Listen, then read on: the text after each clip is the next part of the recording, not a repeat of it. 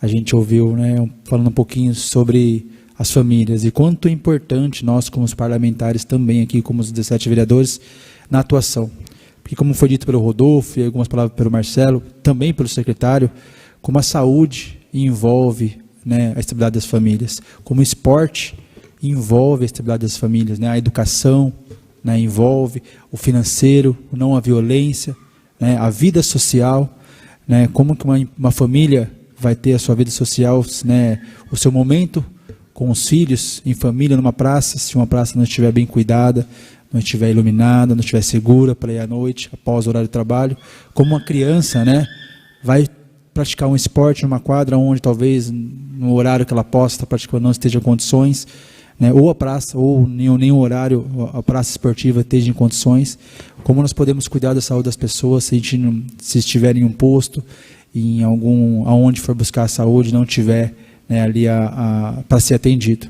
Então, como isso também reforça a nossa responsabilidade como parlamentares para cada dia buscar as melhorias para a cidade de Valinhos e para as famílias.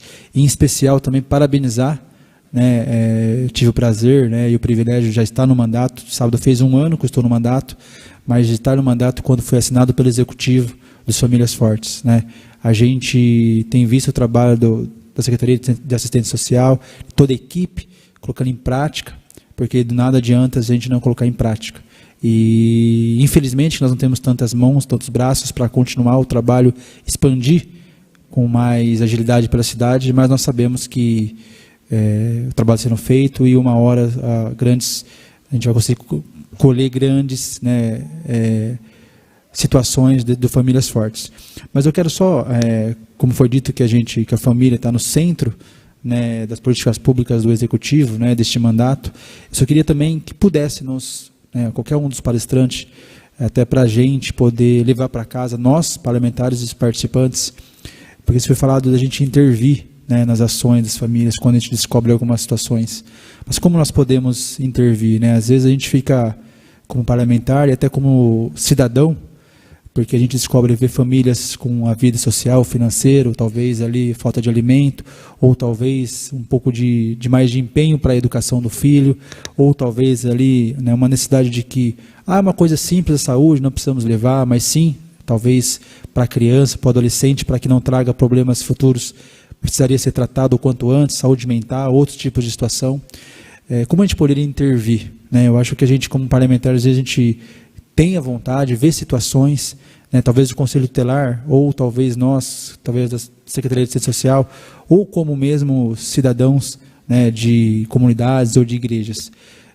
Porque talvez a gente, às vezes, falta, né, um pouco mais de a gente também fazer a intervenção mesmo, a gente já ali, no momento, ver a situação da família em alguma área e intervir, para que não aumente o problema e esse problema não destabilize a família. Então, não sei se eu consegui ser claro na pergunta, se alguém conseguir me dar uma ideia para nós, né, de como a gente pode intervir isso aí, né, porque às vezes a gente fica um pouco meio preocupado e talvez a gente não saiba diretamente, né, como fazer essa intervenção. E quero mais uma vez parabenizar o vereador André, né, coordenador da Frente Parlamentar, e agradecer a todos os palestrantes pelo dia de hoje e pela palestra. Muito obrigado. O primeiro desafio é a gente conhecer bem a realidade das famílias do município, né? Então, acho que esse é o primeiro ponto, né?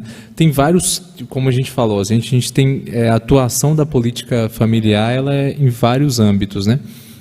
Então, um âmbito desse, como foi mencionado, a questão de trabalho e renda. Então, se a gente diagnostica no município, né, que tem um contingente de famílias com filhos pequenos, com questão de dificuldade de acesso a trabalho, renda, etc., aqui tem um campo de atuação. Especialmente quando essas famílias têm filhos pequenos, isso aumenta. Então, por exemplo, a falta de acesso à renda numa família sem filhos tem um significado. Numa família com filhos adolescentes, jovens, tem outro. Numa família com filhos pequenos, tem outro. Então, a primeira coisa que a gente tem que ter é um diagnóstico claro, saber qual é a realidade.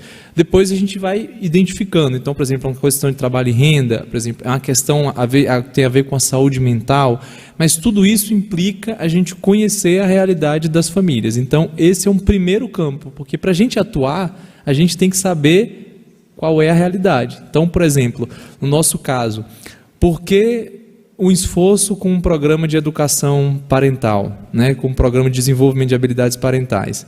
Porque a gente tem um diagnóstico na Ouvidoria Nacional de Direitos Humanos que a principal violação contra crianças e adolescentes no Brasil é a negligência. Como é que se resolve isso? Promovendo práticas parentais autoritativas, né, que é o contrário da prática negligente, é o pai que é responsivo e que é exigente, né, que participa, que acompanha o desenvolvimento, que é o contrário do negligente, que abandona a criança, que deixa a criança está exposta a uma série de violações, entendeu? Ou seja, então, a partir do diagnóstico, a gente vai ver em que campo a gente precisa atuar, como a gente falou. Está cada vez mais evidente, né, os dados, por exemplo, sobre o endividamento das famílias, sobre a questão do acesso a trabalho e renda, etc., mostra que é necessário um esforço nesse sentido, garantir uma renda para as famílias. Então, eu acho que o primeiro ponto é esse. Isso a gente pode fazer no nível federal, no nível estadual, no nível municipal. Tem variações, é claro, né? Então, assim, às vezes tem especificidades. Então, esse eu acho que é o primeiro trabalho, e aí eu acho que tem que ter um esforço conjunto, né, do poder executivo, do poder legislativo do município, para a gente atuar nesse diagnóstico. Então, por exemplo, tem uma série de estudos que mostram que uma maior participação dos pais na escola reduz a evasão escolar. Se a gente diagnostica que a evasão escolar é um problema no município de Valinhos, é um ponto para a gente pensar em ações de maior participação e envolvimento dos pais, entendeu? Ou seja, então é importante ter esse diagnóstico, observação, diagnóstico e a orientação do trabalho, né? Então, assim, não dá para a gente começar a fazer as ações, claro que alguns são evidentes, por exemplo, está amplamente comprovada a necessidade de promover práticas parentais positivas, isso está amplamente comprovado. Por quê? Porque tem uma incidência muito grande de comportamento negligente. No Brasil, um estudo mostrou que 40% das famílias têm esse estilo parental negligente. Então, isso mostra que tem um campo para atuação. Negligência é fator de vulnerabilidade para a criança, fator de risco, fator de... Isso tem a ver, por exemplo, com comportamentos relacionados ao uso de drogas e também até a iniciação sexual precoce. Um estudo no Brasil mostrou que filhos de pais negligentes têm o dobro de chance de iniciar a vida sexual aos 13 anos e praticar sexo desprotegido nessa faixa etária. O dobro de chance. Então, num país que a gente ainda convive com taxas de iniciação sexual precoce, os dados do Brasil é de uma iniciação sexual que se dá aos 12, 13 anos, que na nossa legislação isso é estupro de vulnerável. Só que esse é o dado do PENSE, é uma pesquisa feita pelo IBGE, né, que é a Pesquisa Nacional de Saúde Escolares. Em 2015, esse é o dado. Você chega ali, 9, tem um contingente ali, quase 2% inicia a vida sexual com 9 anos ou menos. Depois você vai crescendo ali, em 12, 13 anos tem uma explosão. Então, assim, com esses dados, aí a gente vai ver os estudos. Olha, essas crianças são mais vulneráveis ao experimentar e abusar de drogas. Isso estudos feitos no Brasil, estudos epidemiológicos conduzidos no Brasil. Essas crianças que iniciam a vida sexual precocemente são mais vulneráveis à experimentação e abuso de álcool e outras drogas. São mais suscetíveis ao desenvolvimento de transtornos de ansiedade e depressão. Isso está acontecendo, é realidade. A gente vai pegar, isso é fácil, não é difícil. Você pode pegar essa pesquisa do PENSE e ver os dados de Valinhos. Isso se acessa no site do IBGE. Você pode entrar lá, se não tiver acesso, pode solicitar acesso, você pode pegar só os dados de Valinhos ali dessa pesquisa. E ver o que aconteceu em Valinhos, qual é a situação aqui. Se esse dado, talvez Valinhos pode ter sido exceção, seria maravilhoso, espero que fosse. Mas se Valinhos está nessa mesma linha, opa, a gente tem que atuar, porque isso é um fator de vulnerabilidade das nossas crianças.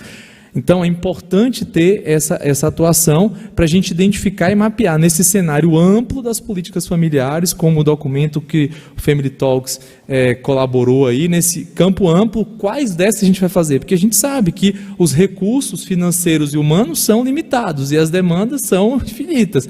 Então, o que eu vou priorizar? Essa priorização demanda um diagnóstico prévio. Eu faço esse diagnóstico, não, vamos investir aqui em educação parental, porque a gente está com esse problema aqui, a gente tem uma incidência de iniciação sexual precoce, a gente tem uma questão de drogas, a gente tem um histórico de gravidez na adolescência grande. O Brasil, por exemplo, tem taxas de gravidez na adolescência superiores à média mundial. Nós fizemos grandes progressos, o Brasil conseguiu reduzir muito nos últimos 18 anos, mas a gente ainda está com a taxa acima da média mundial, o que implica que há necessidade de continuar atuando nesse tema. E esse estudo mostra, promover práticas parentais autoritativas é um fator de proteção, tá claro? Então, assim, a gente precisa ter esse nível de coordenação, por isso que estudos como esse que foi mencionado e que ensejou esse evento são importantes, mas junto deles a gente tem que saber os dados da nossa cidade para a gente orientar de forma focada as nossas ações. Eu quero passar uma pergunta que foi feita por um servidor aqui da Câmara, o Nilbert, cumprimentando o nome dele e os demais servidores da comunicação que estão nos ajudando aqui, para o Rodolfo Canônico. A Câmara Municipal deve discutir o plano diretor em breve. O projeto de lei já foi protocolado aqui na casa, Rodolfo. Quais dispositivos podem ser inseridos nele para garantir que no planejamento urbano sejam melhoradas a qualidade de vida das famílias e seja amenizado o que o Family Talks chamou de crise do cuidado? Pergunta do Nilbert. Eu agradeço a pergunta. Gostaria de ter, inclusive, uma resposta mais elaborada, mas para já o que eu vou dizer, talvez pensar em algumas... acho que isso que o Marcelo falou é bastante acertado, bastante precisíssimo, né? A necessidade de entender as necessidades das famílias. Eu acho que o plano diretor ele gera uma oportunidade de entender alguns dos problemas das famílias. Por exemplo, um problema que claramente tem relação com o plano diretor é o acesso a equipamentos em que as famílias têm um espaço de lazer, não é? Muitas cidades, os bairros de maior poder aquisitivo estão cheios de equipamentos, de opções, e regiões de renda menor, aí já também não tem opções. E caberia inverter essa lógica do ponto de vista do poder público, né? Priorizar, porque faz muita diferença para a vida das famílias, né? Vai em qualquer região aí periférica e entender a dinâmica em que as pessoas estão envolvidas, né? O que as crianças estão fazendo, o que acontece com o uso do tempo, e isso aí tem um impacto muito grande na qualidade de vida e vai trazer consequências, fortalecimento de relações familiares, etc. Então, temas assim. Eu acho que isso é uma coisa muito até simples e de alto impacto. Que é uma questão mais ou menos generalizada, né? No Brasil, muitas cidades tiveram um crescimento urbano de forma até várias... Eu vim de São Paulo, né? Descontrolado, dá para usar essa palavra no caso de São Paulo.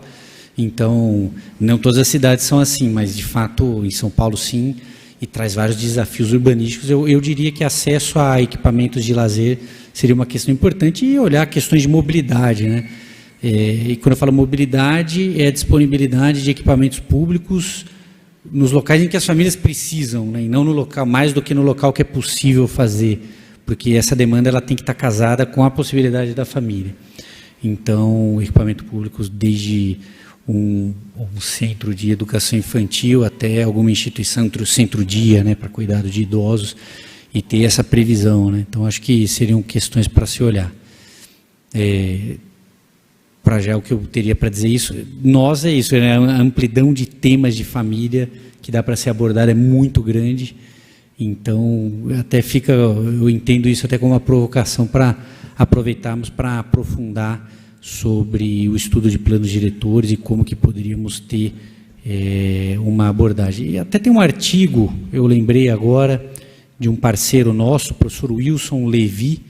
Ele é professor da Uninove em São Paulo, participou do evento que o vereador esteve, André Amaral, em que nós organizamos em junho, e ele é especialista em planejamento urbano, e ele tem uma coluna no UOL, e até participou desse evento, ele criou como inserir as famílias no planejamento urbano. Se colocar esse título na internet, vocês vão encontrar esse conteúdo que está no UOL, do professor Wilson, e eu acho que fica uma referência interessante para até trazer alguns fundamentos para isso. Fica a sugestão aqui.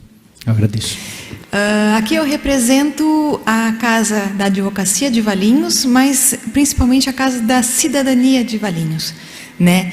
Então, a nossa comissão, ela tem o intuito de acolher, né, as famílias, e quando a família chega, né, para o advogado, chega para a justiça, é porque o problema já está instaurado, né? E hoje em dia, pelo advento do Código de Processo Civil, que foi aplicado em 2015, né, se alterou o artigo 334 e se instaurou a audiência de conciliação, né? Então, o nosso código hoje, ele impõe a audiência de conciliação. E os resultados, né, de 2015 até agora, com os estudos realizados, se pode observar que com essas audiências pré-processuais, a gente tem um êxito na composição, né, de até 70%, né, de quando o procurado resolveu um conflito antes de se entrar na justiça. E é dessa forma que acredito que a advocacia hoje vem trabalhando, né? Trazer as partes, às vezes o poder público não pode recepcionar, principalmente a gente teve muito problema na pandemia, né? Com relação às audiências, muitas foram canceladas. Então, o poder a questão da advocacia hoje, principalmente acredito que na nossa casa, aqui de Valinhos, é a composição entre as partes. E acredito que isso vai trazer reflexos numa família um pouco mais coesa, apesar de rompida, né? Porque quando chega a nós já se rompeu a família, né? Então, é por isso que eu deixo aqui o nosso convite a oferecer a nossa ajuda da maneira que for necessária, principalmente o vereador André, né, o Japa, ele trouxe o problema da questão do conselho tutelar, né, de como resolver esses conflitos quando chegam, né, provavelmente chega ao vereador esses problemas. E a gente tem também a comissão, né, da infância e da juventude, que com a dificuldade do poder público, a gente pode atuar cutucando o poder público, vamos colocar dessa forma, exigindo alguma forma de atuação, e sempre quando tem a intervenção, né, da advocacia, a gente também percebe que os resultados são mais promissores. Então, eu deixo aqui o nosso convite, a nossa predisposição em estar presente no programa Família Forte. Obrigado, doutora Suzana. Quando nós conversávamos, ela dizia justamente sobre esse processo, né, das conciliações, e, de fato, cabe ao poder público tentar identificar os problemas, lógico, tratar as consequências, mas também atuar na prevenção. Passo para o Marcelo Couto, tem um programa bastante interessante que tem sido desenvolvido também, que atua, de algum modo, na prevenção desse tipo de problema, que acho que vale a pena ser considerado. Então, nesse campo, né, e aí todo o campo da atuação, né, quando a gente fala da família, a gente tem o campo da parentalidade, que é um campo que já está amplamente claro, assim, a relevância social disso, mas ainda tem uma ideia de que o campo da conjugalidade é uma questão privada e que as pessoas que a sociedade, o Estado não deveria intervir, a não ser quando isso vira violência, né? Eu particularmente acho que a gente não deve esperar que isso se torne violência para uma atuação do poder público, né? Pelo contrário, tem que chegar antes disso, né? E esses esforços, né, de conciliação, etc., eu acho que eles vão muito nessa linha. Mas eu queria só dar destaque a uma ação que a Secretaria Nacional fez também no ano passado, resultado de uma parceria com o CNJ, né, com o Conselho Nacional de Justiça, com a ARPEN e a NOREG e o CNR, que reúnem, né, os registradores de pessoas naturais, né, os cartórios de um modo geral, né, que foi um termo de cooperação para promover ações de preparação para o casamento civil. Então, a gente hoje tem um processo burocrático, tão somente. No âmbito religioso, tem algumas preparações, né, com níveis diferentes, mas no âmbito civil não tem. Só que o Estado entende a solenidade desse ato, né? A própria Constituição fala que é reconhecida a união estável, mas que deve-se fazer o esforço para convertê-la em casamento, né? Então, nesse sentido, a primeira ação desse termo de cooperação foi um curso de preparação para o casamento civil, que está disponível, e está sendo divulgado no âmbito dos cartórios. Então, alguns cartórios já começam a divulgar essa ação. É um curso breve, são 10 horas, onde, assim, não tem nenhuma obrigatoriedade, mas as pessoas que vão dar entrada no processo para o casamento civil são informadas de que existe essa ação. A gente, nesse momento, agora está um pouco limitado por conta das vedações relativas ao período eleitoral, porque tem algumas restrições com relação até o uso da marca, do governo, etc. Mas as pessoas recebem orientações sobre o significado, os deveres, né? Então, assim, quando a gente iniciou a discussão, eu sempre falava, né, assim, quantas pessoas que se casam, que sabem que o Código Civil prevê deveres dos cônjuges, né? E não fala direitos, fala deveres, né? Ou seja, fala os deveres dos cônjuges, né? E a gente não sabe, por exemplo, a fidelidade é um dever do cônjuge, que em casa tem um dever de fidelidade, tem um dever de vida comum no domicílio, né? De assumir a responsabilidade pelo cuidado dos filhos, o dever dos cônjuges, não é do dever de um dos cônjuges, é dos cônjuges, né? Então, eu falava assim, se a gente garantir que as pessoas que cheguem ao casamento saibam pelo menos dos deveres que elas têm, porque não sabe, né? E é interessante, você tem que saber, né? Você faz um contrato, você tem que ler o que você está se comprometendo. Então, a gente às vezes não vou entrar na discussão se é ou não um contrato, porque essa discussão é uma discussão, uma querela jurídica aí, mas se eu estou tomando uma decisão, eu tenho que saber o que eu preciso, qual deve ser o meu papel naquilo ali, né? Então, são ações nesse sentido, eu acho que elas podem prever, e a gente lá, um dos temas que é trabalhado é a questão da violência, né? No final do curso, claro, a gente não vai começar falando de violência, as pessoas estão lá para se unir, né? Mas fala dos deveres, fala da parentalidade, né? Fala da corresponsabilidade no lar, né? Homem e mulher são corresponsáveis pela família, né? Então, o cuidado das crianças não é uma responsabilidade das mães. A gente vê, por exemplo, famílias fortes, 90% das pessoas, dos responsáveis que vão lá são mulheres, são mães, né? Cadê os pais? Eles não... está violando um princípio da Constituição, eles são corresponsáveis, né? Então, são esses temas que são alguns temas trabalhados lá numa linguagem muito acessível, muito simples, muito direta, muito rápida, até porque as pessoas não têm muita disposição de ficar horas ali, mas eu acho que é uma ação nesse sentido, e é resultado desse esforço, compõe um esforço mais amplo, que é a Estratégia Nacional de Fortalecimento de Vínculos Familiares, que tem um plano de ações, com 40 ações, no sentido de promover, de incrementar as ações de fortalecimento de vínculos familiares, e uma delas é esse curso que já foi lançado e já está disponível, que é o curso de preparação para o casamento civil. Então, só para complementar aí no âmbito do que a doutora Suzana trouxe aí. Acho que o tema é muito relevante, obrigado pelo convite, André.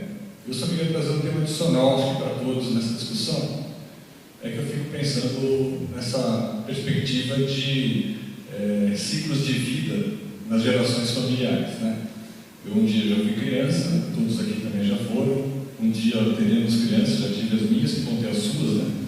E esse processo todo, existe uma evolução, onde a criança não é criança a vida inteira, né? E esse processo a gente não está sabendo exatamente construir essa transição. Então, ao ouvir de todos os programas, todos são tratados a criança como sendo alguém que tem que ser protegido, mas ela tem que ser desafiada, ela tem que ser, de alguma forma, entendendo que o que os pais fazem é para o bem da família, para o bem dela. E essa construção passa por responsabilizar a criança de várias coisas. Eu acho que dentro do programa, a gente não vê nenhum momento a gente falar de responsabilidade das crianças. E ela tem que ser construída desde pequena. A gente vê agora muitos filhos adolescentes que se posicionam de uma forma, né, como criança. Até onde vai a infância? 21, 22, 23, até onde a gente vai parar? Lá no Patrulheiro estamos tendo atendimento de jovens que vão em idade de infância muito maior. Por quê? Né? Então, uma análise a ser feita. Né? Eu acho que esse é um processo que, na família, nós temos que voltar a responsabilizar as crianças no sentido de educá-las a perpetuar, e um dia elas serem adultos, um dia elas serem responsáveis, um dia elas também perpetuarem esse processo. Então, o ciclo de vida da família passa por responsabilizar as crianças nas idades corretas e fazer essa união junto com a sociedade, onde respeito às famílias, os papéis de cada um, né, onde as escolas, a sociedade, de uma forma, não podem desafiar as famílias nos seus aspectos, na medida que elas estão seguindo os seus critérios. Você vê vários adolescentes hoje que criticam os pais, né, que foram criados adequadamente, né, que não querem sair de casa. Né, de onde vem isso também? É um problema que tem que ser estudado. Tem as duas pontas, assim como tem a obesidade e tem a fome, também tem a falta de proteção e o excesso de proteção. Eu acho que essas coisas têm que estar em discussão e eu acho que são pontos importantes do programa.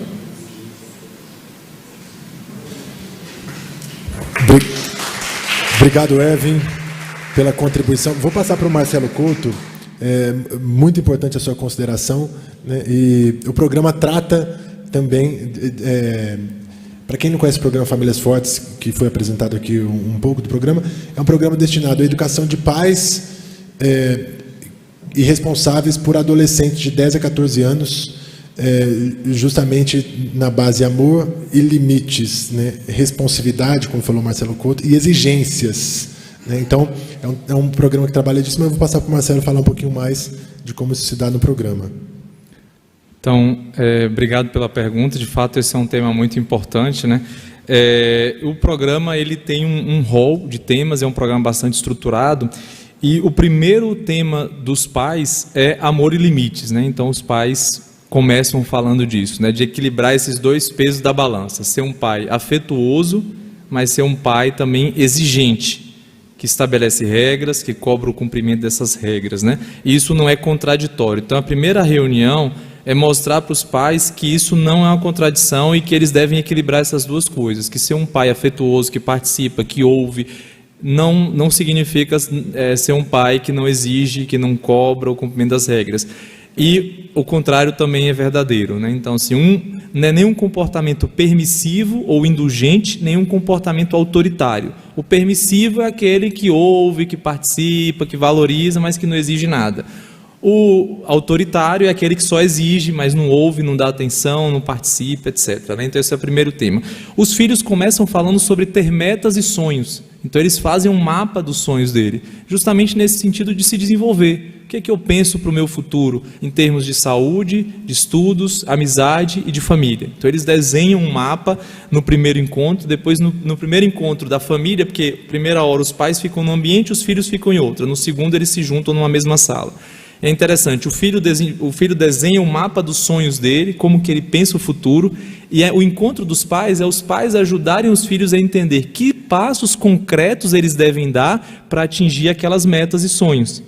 E os pais são desafiados a identificar o mapa dos sonhos do filho dele. Então os filhos pregam, sem botar o nome num varal, o mapa dele, e o pai é desafiado para ver o quanto que o pai está conhecendo das metas dos seus filhos, dos sonhos, dos objetivos do seu filho. E depois eles sentam para dialogar. Então, sei lá, eu quero ser jogador de futebol, né? Vai lá, minha meta sobre trabalho, quero ser jogador de futebol. Aí o pai tem que sentar com ele e falar: olha, filho, o que a gente precisa para isso? Você precisa treinar muito, você precisa dedicar, você precisa ter isso, ou seja, para ajudar o filho a entender que da meta, da situação presente até o alcance da meta, tem um percurso que implica muito sacrifício, muito trabalho, muita renúncia, muita dedicação. O encontro 2 fala das regras da casa. E os pais, no caderno de atividades, ele recebe lá um quadrozinho das regras da casa, e a primeira regra é um trabalho doméstico que o filho ou a filha deve fazer. Então o pai tem que estabelecer junto com o filho o que o filho tem que fazer em casa, seja menino, seja menina, independente. Então, é recolher o lixo, é limpar, é lavar os pratos depois da refeição, é fazer o quê? É varrer a casa. Então ele estabelece uma atividade para o filho. Um horário para fazer atividade escolar, um horário para voltar para casa e um horário para dormir. Então, regras da casa. Os filhos, nesse mesmo encontro, enquanto os pais estão falando das regras da casa, os filhos estão em outro ambiente falando sobre admirar as mães, os pais e os responsáveis. Os filhos recebem uma lista de qualidade e eles têm que identificar as qualidades do pai dele. Trabalhador, tem tudo, tem engraçado, divertido, dedicado, carinhoso. Então o filho tem que identificar as características do pai, porque é um momento que os filhos tendem a ter o pai em menor conta, né? Então como é a adolescência, a transição, isso acontece com muita frequência. Então o que o programa faz? Olha, não, você tem que reconhecer o valor do seu pai. Então eles fazem dinâmicas, depois eles fazem isso. No encontro da família, eles falam sobre admirar os membros da família. Também os pais precisam reconhecer o valor dos filhos, porque às vezes os pais só falam que os filhos não fazem corretamente. Mas ninguém só faz coisa errada, todo mundo faz alguma coisa certa. Então também tem que saber que seu filho, por mais que deixe a cama bagunçada, que às vezes não faz atividade doméstica, mas ele é muito disposto a ajudar o irmão, ou ele é solidário com o avô que tem uma necessidade, ele procura ajudar, ou seja, e assim vai, incentivar as boas atitudes, lidar com o estresse, usar as consequências. Então os pais aprendem a usar consequências quando o filho não faz certo.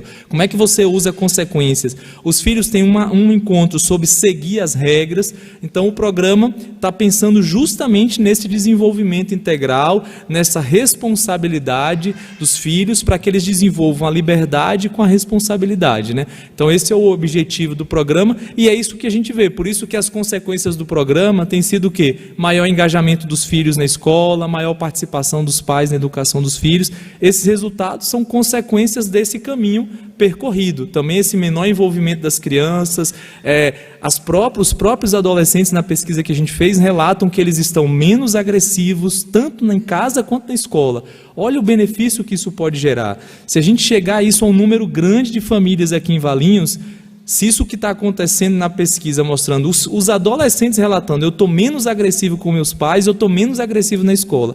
Imagine o que isso significa se vários adolescentes de Valinhos passarem a ficar menos agressivos na escola.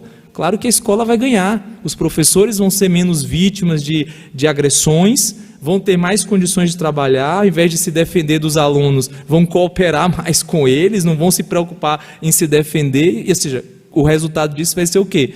Uma educação melhor, né? Então, é um pouco isso. Eu acho que o grande desafio que a gente tem agora é ganhar alcance. Como o secretário falou, é desafiante trazer as famílias. Não é fácil trazer as famílias para um encontro que mobiliza 2h30 por semana, ao longo de 7 semanas. Isso envolve ações. A gente sugeriu algumas iniciativas aqui. É importante recompensar de alguma forma, bonificar essas famílias que participam, premiá-las de alguma forma, para gerar incentivos para que esses pais irresponsáveis e adolescentes participem.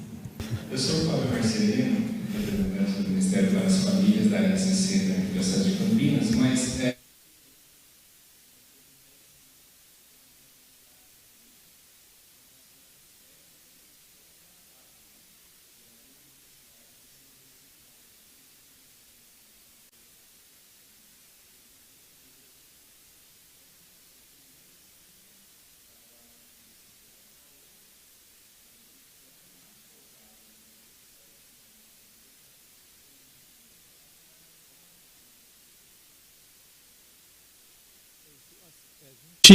A gente tem um manual, cada família recebe um caderno de atividade, o pai recebe um caderno de atividade, o responsável, e o filho recebe também. E nesse caderno tem as atividades do encontro. O vereador André está aqui com esse caderno na mão aqui. Então, a gente tem esse, é o dos pais ou responsáveis, e aqui é o dos filhos. Então, cada uma dessas atividades está aqui detalhada. Então, por exemplo, quando a gente fala de usar consequências, aqui tem uma lista de coisas que os pais têm que aplicar uma consequência, que é o famoso castigo, né? Consequência é a forma mais politicamente correta de falar, né? Então, e o que o programa ensina? Grandes consequências para grandes problemas, pequenas consequências para pequenos problemas. Então, se ele não fez atividade, é uma coisa. Se ele pichou o muro da escola, é outra coisa, né? Então, se ele deixou o quarto bagunçado, é uma coisa. Se ele está gastando muita energia porque está deixando a luz acesa, demorando muito no banho, é uma coisa. Mas, se por outro lado, o filho xingou o professor, pichou a escola, faltou a escola e o pai não sabia, brigou na rua, xingou os pais, aí tem que ter outra consequência. Então os pais aprendem também a fazer esse tipo de gradação. E aí tem cada uma das atividades está aqui. As atividades focam sempre nas habilidades e também na comunicação, né? Na melhora da comunicação dos pais com os filhos. Ele tem um momento de família que ele descreve aqui, como fazer um momento em família. Então tem regras do momento em família. Qual é a primeira regra? Comece o momento com elogios. Você não pode começar um momento em família, olha, você está assim, você está assado, você não faz nada, você não me obedece, eu te falo, você não é...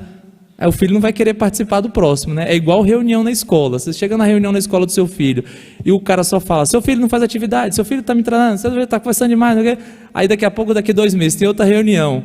Quem vai lá? Vai outro, eu que não vou, só o cara só vai reclamar de mim, do meu filho, né? Então comece com o que é bom, né? Respeite a opinião de todos, sem sermão ou bronca, mantenha o foco, faça uma lista do que foi decidido, faça combinados, faça momentos curtos ali, vamos combinar alguma coisa, não dá para resolver todos os problemas de uma vez, vamos resolver um. Então, ó, vamos focar agora porque tá tendo muita desordem, a casa está ficando muito desordenada, então vamos tratar desse tema, mas não vamos começar já nisso, ou seja, então são orientações muito práticas que os pais recebem e eles acompanham aqui nesse manual. Como eu falei, né, aqui tem as atividades, né, a rotina da casa, a tarefa doméstica, a lição de casa, a hora de voltar para casa e a hora de dormir. Então, assim, são coisas muito práticas do cotidiano e os adolescentes também têm a mesma coisa aí. De fato, é um desafio trazer as famílias, né? E é por isso que a gente precisa de mobilizar, de envolver a sociedade, envolver as escolas, envolver vários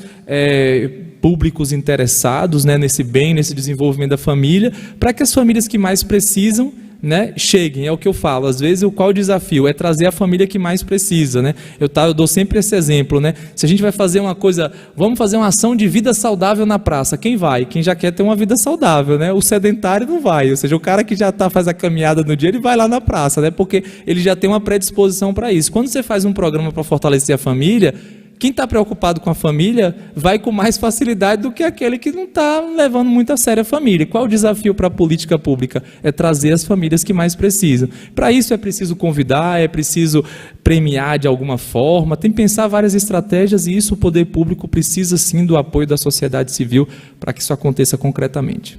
Eu sempre penso que deveria haver algum tipo de política na cidade para ensinar as mulheres, principalmente as de famílias de menos posse, a cozinhar, aproveitar os alimentos, com o benefício dela eventualmente também poder fazer isso para vender, né, para ter uma renda, para melhorar a qualidade de vida dos filhos, né, para ter uma alimentação mais saudável. Então, isso eu acho que ajudaria em vários aspectos, na educação, para menos violência, para a mulher se sentir mais útil e ter uma maneira de se autossustentar, né, através da alimentação, mas que fosse uma coisa voltada realmente com nutricionistas. Sei lá, você vai aproveitar, você vai usar o brócolis, você vai usar as folhas, você vai usar o caule, enfim, ter algum tipo de política desenvolvida nesse sentido. O que vocês acham da ideia? Rodolfo, por favor. Olha, é bem interessante. Política pública até tem algo que é o guia da alimentação saudável aí do Ministério da Saúde. Inclusive tem 10 recomendações, uma delas é fazer a refeição em família. Mas fala lá, enfim, né, tem várias sugestões. E políticas públicas, o que eu conheço são políticas de organizações da sociedade civil que fazem esse trabalho, né, de pegar famílias, sobretudo famílias de baixa renda, e ensinar como que pode dar uma alimentação adequada, gastando a mesma coisa do que gasta, né, quando está identificado algum problema, no caso, problema nutricional mesmo, né. Então, isso existe. Inclusive, eu estava comentando com o vereador André, nós estamos organizando um evento sexta-feira agora em São Paulo, dia 21, faço propaganda. Vai ser cedinho, às 8 horas, para acabar às 10. Vai se falar sobre estratégia de educação parental, que é o que temos falado aqui. E um dos tópicos de apresentação que vai ter vai ser uma organização justamente falar sobre isso, como transformar a relação da família com a alimentação sem gerar nenhum gasto adicional. Essa outra ideia de usar isso como projeção econômica seria, acho que um acréscimo, aí eu já não conheço, mas obviamente há oportunidade aí, ainda mais com a internet, hoje em dia tem várias possibilidades para comercializar esse tipo de situação, então são caminhos interessantes para serem aproveitados. Então esse evento, não, sem dúvida, a alimentação adequada e saudável, imagina, crianças com problema de subnutrição, têm estatura média menor, chegam a ter problemas de desenvolvimento cognitivo, que podem ser revertidos. Esses estudos dessa organização mostram isso, né? Sim, alimentos ultraprocessados, enfim, que consumidos de forma habitual.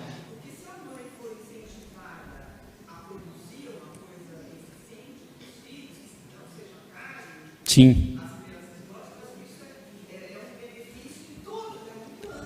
Puder falar no microfone, por favor? Que está transmitindo também.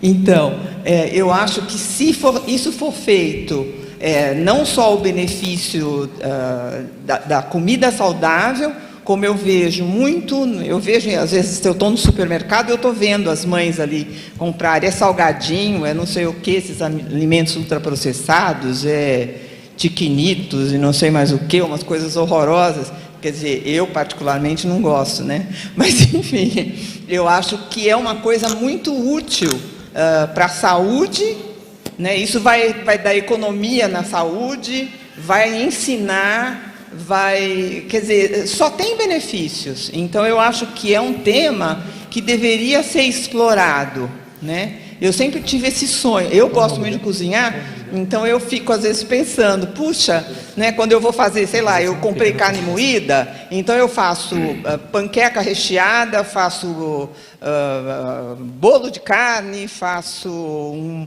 molho à bolonhesa. Quer dizer, você pode aproveitar 1 quilo de carne e alimentar assim muita gente. Então eu fico às vezes pensando, e eu já tive essa ideia. Até apresentei para a Marilene lá do Clube de Mães.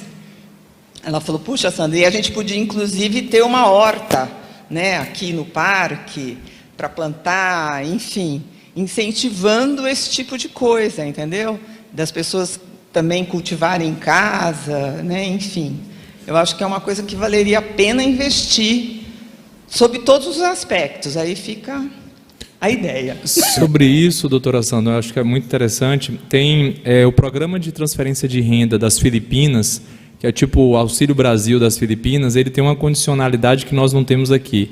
Famílias com filhos de 0 a 14 anos têm a obrigação de participar de uma sessão de desenvolvimento da família por mês. Então, você tem um filho, se você recebe o programa, que seria o Auxílio Brasil aqui, você tem um filho de 0 a 14 anos, você tem que ir numa reunião mensal.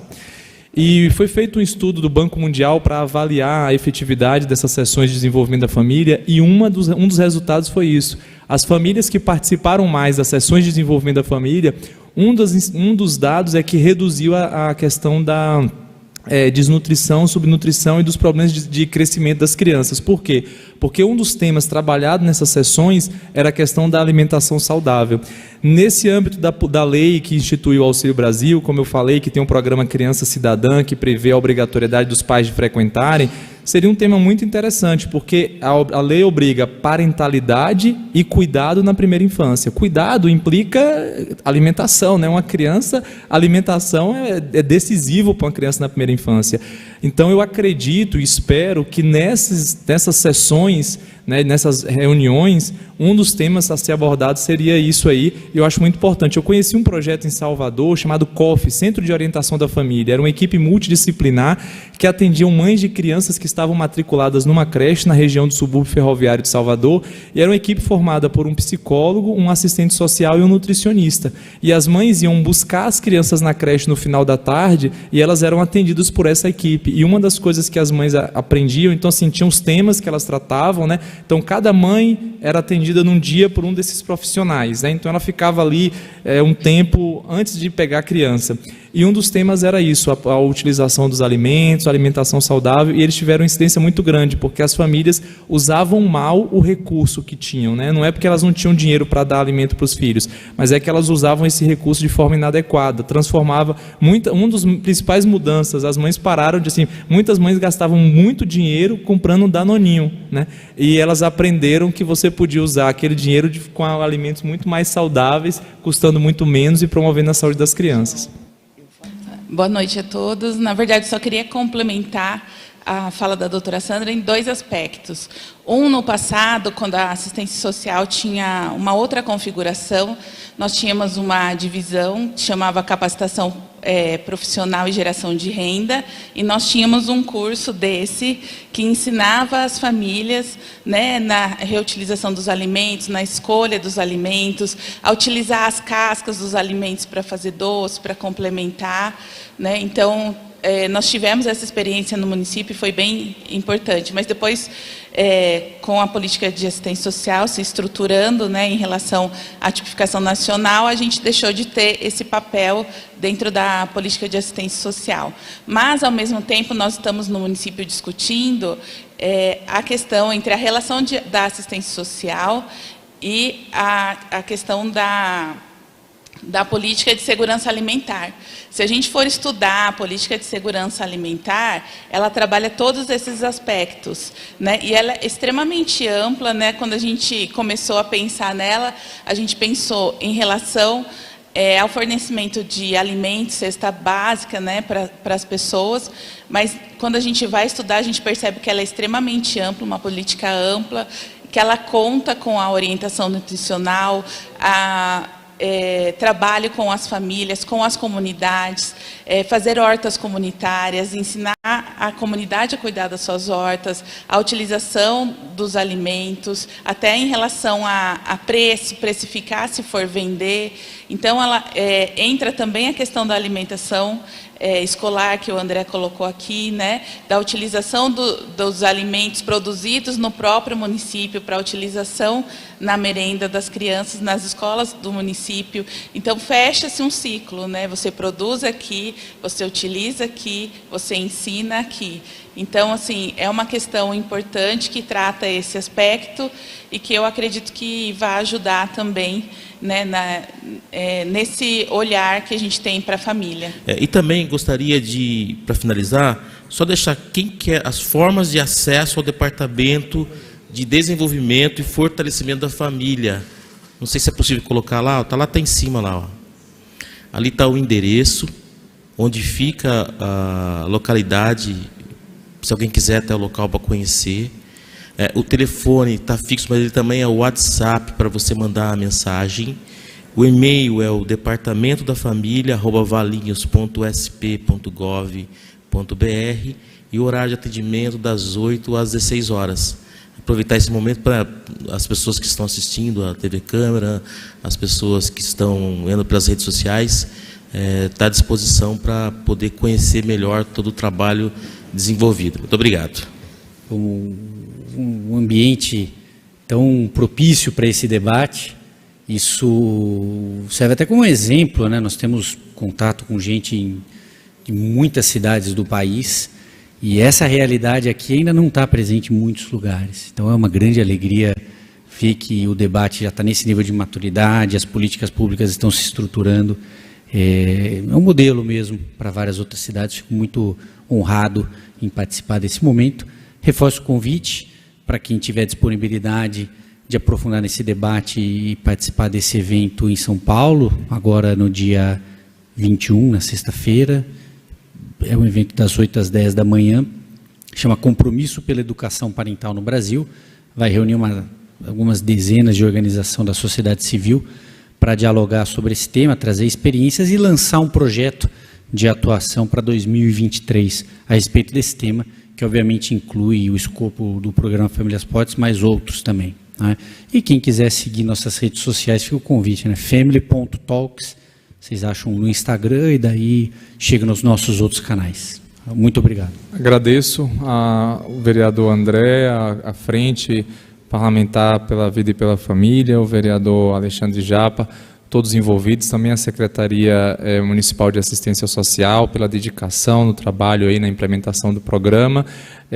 Parabenizar a todos por esse debate, eu acho que isso é muito importante a gente discutir, a gente viu aqui várias possibilidades de como a perspectiva da família pode ser inserida em várias frentes, né, desde a saúde, assistência social, ao desenvolvimento urbano, à educação. Eu acho que isso tem a ver com aquilo que o vice-prefeito falou, né? É o foco nas pessoas.